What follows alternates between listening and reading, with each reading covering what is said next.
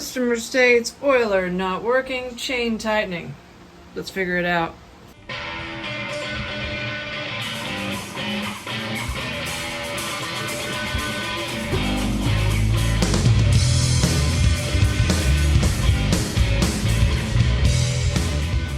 Hey y'all, thanks for tuning back into Chickanic. I hope everybody's having a great week. Y'all might recognize this saw. You saw it in my last video when we talked about the new Stihl 04 light bars. The reason that my commercial customer brought this chainsaw in is because he said it wasn't oiling. So I thought I'd take this opportunity to go over all the diagnosing steps, no matter if you have this Stihl or any other model, because the principles are pretty much the same. Hopefully it'll help you fix your own saw if you have this issue, and save you some time, money, and frustration in the future. But before we get into today's video, if you're a fan of saving time, money, and frustration while fixing your own small engine equipment while watching in-depth tutorials, you've come to the right place because that's what I do. I upload a couple times a week, and if that sounds interesting, hit that like button, smash that subscribe, don't forget to hit the notification bell, and please leave a comment. I love to read through the comments, and I will reply to all the early commenters. Now, I have already removed the side cover bar and chain just to take a look under here. The oil reservoir area is completely dry. The chain is super dry. This thing is not oiling. But there's only a few things that we have to check to figure it out.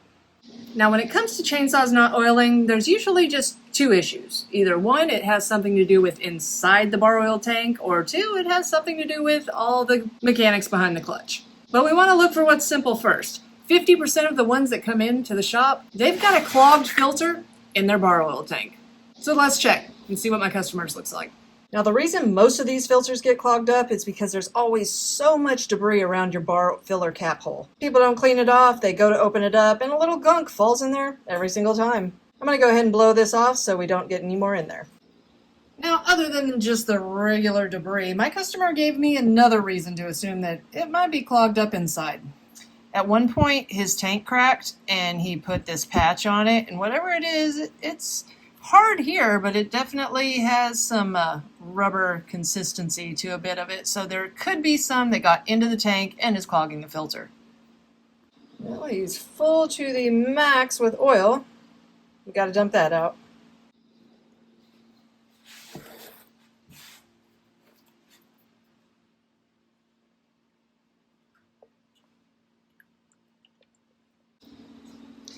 Now, I am seeing a bunch of debris inside of there, but the actual filter, I can't get you in close, but doesn't really look like it's got chunks of stuff in it. Now, to clean the inside of your bar oil tank, you could either remove your bar oil, put some gasoline in it, swish it around a little bit, dump it out, or you can, stick your air hose in there and blow it out. It's a little bit of a mess, but I'm just going to blow it out.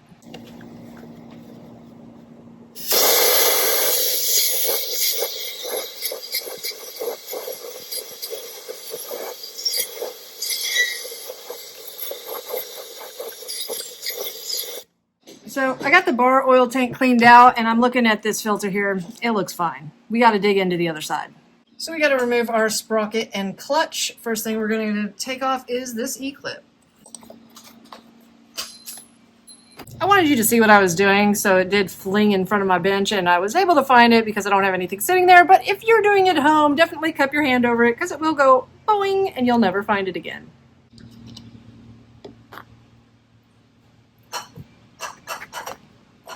Sometimes they're stuck.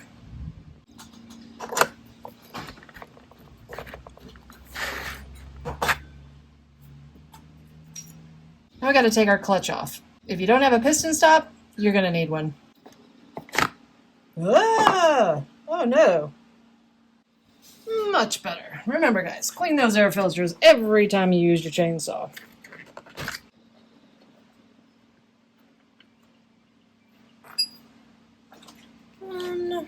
Oh, I got her open here. I want to look inside. Ooh, piston cylinder looks beautiful.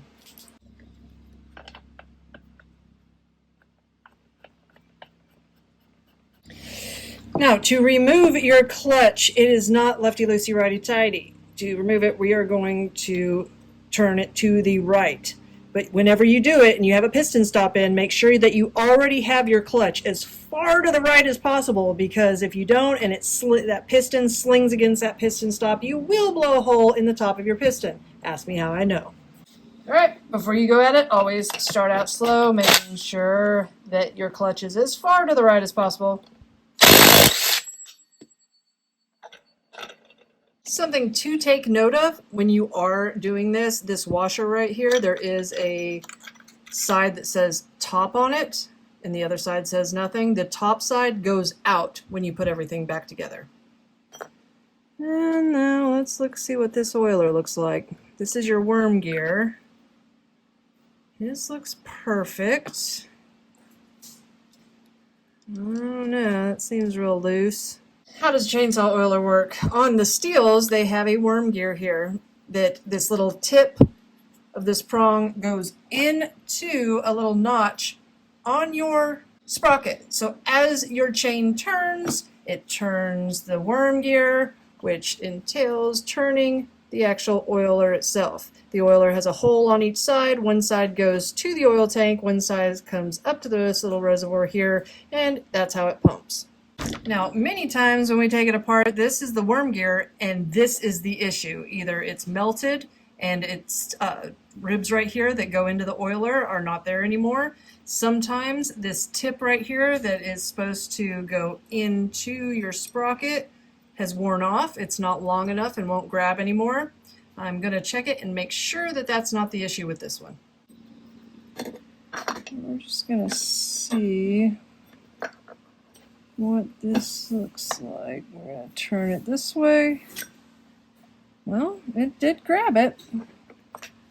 So I'm thinking the worm gear is okay. That leaves the oiler. We knocked out that it was not a clogged filter. It is not a bad worm gear, which usually the filter, that's about 50% of the ones that come in that aren't oiling. 25% of the time, it's this oiler gear right here, the worm gear. But it is the actual oiler on this one, so we've got to remove it. But to get to it, it's not as simple as some of the other ones. On a lot of other units, you're able to just undo the entire oiler from the side here. Still, we got to go in through the bottom. And that means we've got to remove the handle. Now, to remove a handle, there is 3 points on this particular saw where it is held on to it. We've got 1, 2, 3 here. They're held in with caps. We're just going to get a little flathead and pry these caps out first. Come on, get out of your hole. There we go. And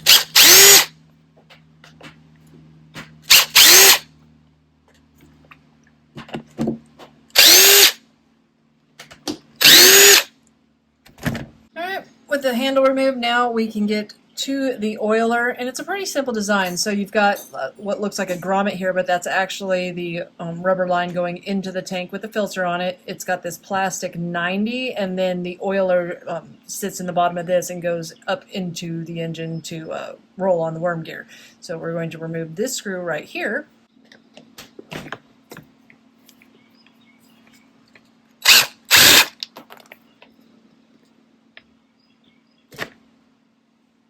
That's what that little 90 looks like right there. Now, check that out. That O-ring has seen better days. We might want to replace that. That could always be a place where your oil system is leaking. If you feel like you're filling your oil reservoir up and you just let your chainsaw sit and it's just leaking all out the bottom on these Stihls, this is definitely something to check right there. Or the line going into your tank, it can leak right there too. No. Nothing out there for a helmet. Now, once we're to this point, our oiler's right here. We need to get it out. And we could just push it on through, but we don't really want to put too much tension on the oiler itself, because once we remove it, we'll be able to see if it's just clogged or if it's worn out. So the correct way to remove it is find yourself a M5 metric screw. Most of the Stihl screws are that, so we're just going to screw it into the threads on the inside of the oiler.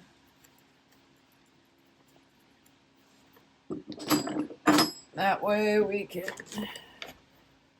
just pull it on out that way, just like that. Now, looking at this old one, when we take it out, If y'all know something, I've never actually taken one apart to look inside of it, but this one's not clogged. I'm going to go ahead and change it anyways because, I mean, that's our last line of why it couldn't have been oiling. And I don't know how to tell when these are bad. I'm just going to change it out. And if it's new, it's going to work. Now, once we got it to this point, I want to make sure that the area going from here to the oiler is clear. So make sure it's not clogged. I'm going to spray just some carburetor cleaner through this hole, and we should be able to see it come out through here. Yep, it's clear. Now, with that 90 being in this grommet, that's the oil line going in here, I'm not going to leave that one in there. I'm going to go ahead and replace the line. While we've got it to this point, we might as well do it. And you could actually leave the filter attached because it is the right size to come out the hole. So I got a new line here with a new filter, even though it really doesn't need it. They're very easy to clean out, but since I have so many of them, I might as well change it. And we're going to push this in.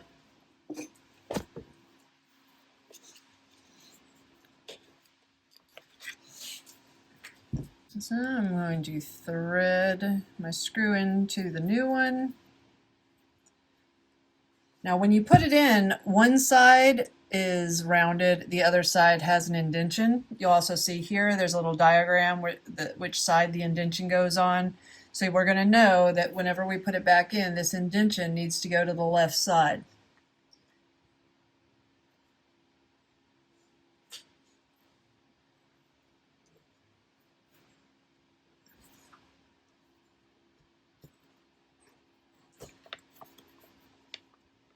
Once you've got it in all the way, it's about a 1/4 inch in there, it'll stop where it needs to be. Put my 90 back in.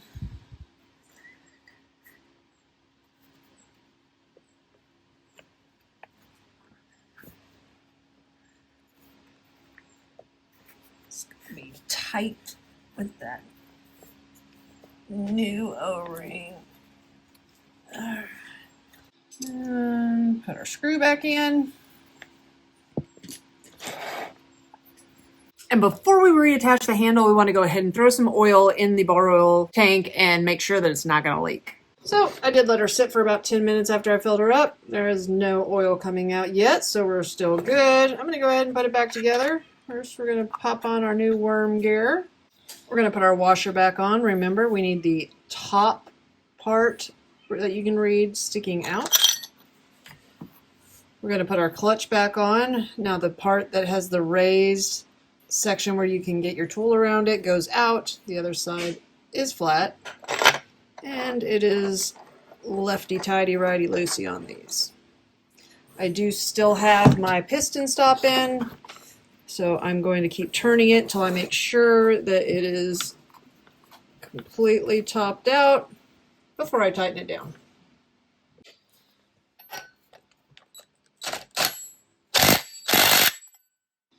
Now I'm going to take a razor blade and scrape out whatever all this stuff is. This debris doesn't need to be in there.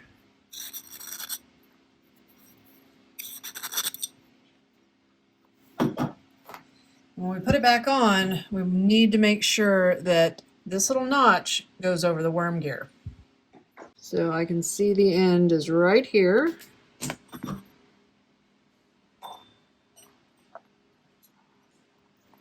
Just like that. There's some grease on the bearing.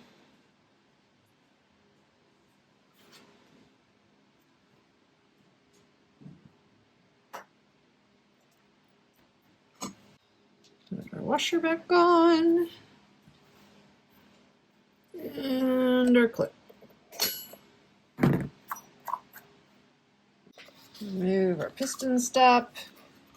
Put some screws back in the handles here. I don't have my caps in yet. I'll wait until I make sure that it's going to oil before I have to pry them out again. And we're gonna pop in a plug. Now we can go ahead and start her up. And I'm gonna leave the side cover off. That way I can see if it's actually oiling or not. So.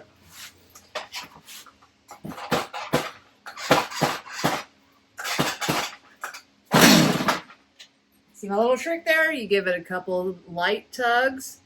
You go to pull on it with the choke on one time hard, it's going to pop off.